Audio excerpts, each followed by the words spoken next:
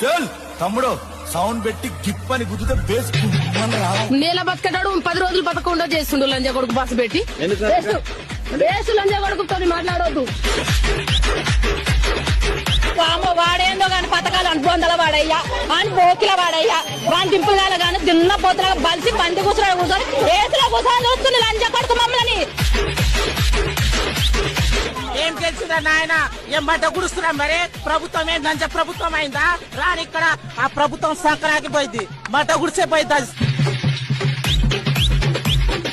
ఇవన్నీ పోయినాయి. రైతు బంధు ఎక్కడ పోయినాయో ఓ రేవంత్ రైతు బంధు ఎదురా బోసిడికే నీ కూతురా సులి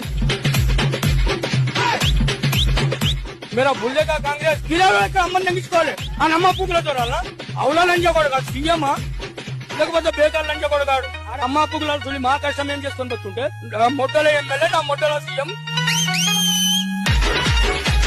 గుద్దలు పెట్టుకోమని చెప్పాను, గుద్దలు మంచి పెట్టుకోమని చెప్పు, గుద్దలు మంచి పెట్టుకోమని చెప్పు. ఏ లంజ కొడుకు ఇచ్చి ఎవరికి ఇచ్చిండాడు లంజ కొడుకు చెప్పు.